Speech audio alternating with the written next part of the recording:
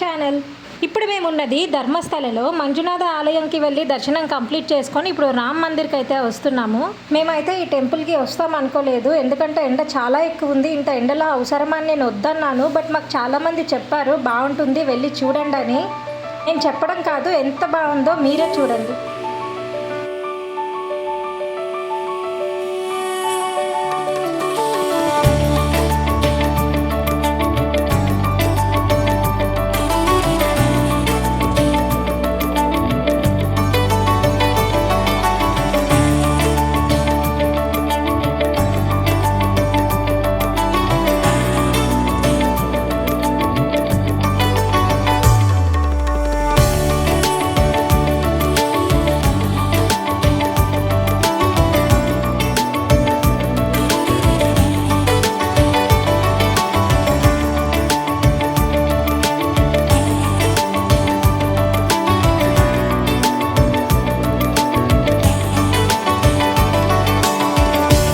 Possible అయ్యే వరకు video అయితే క్యాప్చర్ చేశాను. లోపల మనకి కెమెరాస్ నాట్ అలౌడ్, సో లోపల నేను తీయలేదు.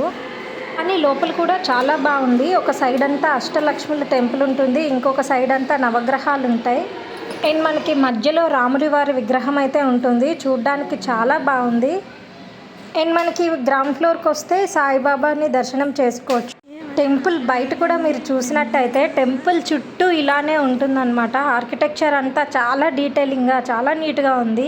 ప్రతి ఒక్కరూ తప్పకుండా విజిట్ చేయాల్సిన ప్లేస్. ఇక్కడ మనకి లోపలికి ఎంట్రన్స్ టికెట్ ఏముండదు అనమాట, కంప్లీట్లీ ఫ్రీ. అండ్ ఇక్కడ మనకి పూజలు అవేమి ఉండవు, జస్ట్ వచ్చి చూసి వెళ్ళిపోవడమే. గుడి లోపల ఉన్నంత వరకు బాగానే ఉంది, ఇప్పుడు బయటకు వెళ్ళడమే మాకు పెద్ద టాస్క్. చూస్తున్నారు కదా ఎండ ఎంత గట్టిగా ఉందో, అసలు నడవాలంటేనే భయం వేస్తుంది. మేబీ అందుకే స్టార్టింగ్లో అక్కడ వాళ్ళు వాటర్ పెట్టారేమో. నేనైతే ఎంత ఫాస్ట్గా వెళ్ళి ఆ వాటర్లో దిగేస్తానా అన్నట్టే ఉండింది. ఇక్కడ మనకి టైం కూడా పెద్ద ఎక్కువగా ఏం పట్టదు, ఒక 1 అవర్లో మీకు ఆల్మోస్ట్ మొత్తం కంప్లీట్ అయిపోతుంది, మీరు ఎంత ఆరామ్సే చూసినా సరే. అండ్ మేము ఇక్కడ దర్శనం కంప్లీట్ చేసుకొని మళ్ళీ గోయింగ్ బ్యాక్ టు ధర్మస్థల. నేను మీకు లాస్ట్ వీడియోలో చెప్పాను మంజునాథ స్వామి టెంపుల్ ఆ లైన్లోనే మనకి బుద్ధ స్టాచ్యూ అనేది ఉంటుందని. మేము వెళ్ళేటప్పుడు చూడలేదు, మిస్ అయ్యాము. రిటర్న్లో చూద్దామని చెప్పి ఇప్పుడు అక్కడికే వెళ్తున్నాము. మనకి పైకి వెళ్ళడానికి ఆటో ఉంటుంది, ఇంకా ఫుట్పాత్ కూడా ఉంటుంది. అది మన ఇష్టం, మీరు ఏది చూస్ చేసుకుంటే అది చేసుకోవచ్చు. ఆటో అయితే 70 రూపీస్ ఛార్జ్ అయితే ఉంటుంది. వాక్ చేసినా సరే చాలా బాగుంటుంది. చెట్ల మధ్యలో నుంచి మనకి స్టెప్స్ అయితే ఉంటాయి. హ్యాపీగా ఫ్రెండ్స్ అండ్ ఫ్యామిలీస్తో వెళ్ళినప్పుడు అయితే వాక్ చేయొచ్చు. బట్ మాకు లగేజ్ ఉండడం వల్ల మేము ఆటో ప్రిఫర్ చేసాము. అండ్ దట్టు ఇది ఆఫ్టర్నూన్ కదా, చాలా వేడిగా కూడా ఉంది.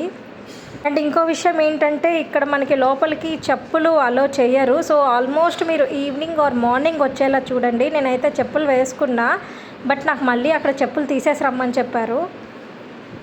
ఎందుకంటే ఇక్కడ బుద్ధుడిని కూడా ఒక దైవంలా భావిస్తారంట, అందుకే ఇక్కడ మనకి చెప్పులు నాట్ అలౌడ్. నేను తెలియక వేసుకొని వచ్చేసాను. అండ్ ఇక్కడ వాళ్ళు బుద్ధుడికి బట్టలు ఉండవు అని నమ్ముతారంట, అందుకే మీరు చూసినట్టయితే స్టాచ్యూకి బట్టలేమి ఉండవు. ఇక్కడ సైడ్ పెట్టేస్తా, ఈ సైడ్ పెట్టి వెళ్ళిపోతుంది. మీకు చెప్పాను కదా చెప్పులు నాట్ అలౌడ్ అని, అదిగో ఆయనే చెప్తున్నారు చెప్పులు బయట వదిలేసి రండి అని చెప్పి. అండ్ మీకు ఎదురుగా కనిపిస్తుంది కదా, అదే మన బుద్ధ స్టాచ్యూ.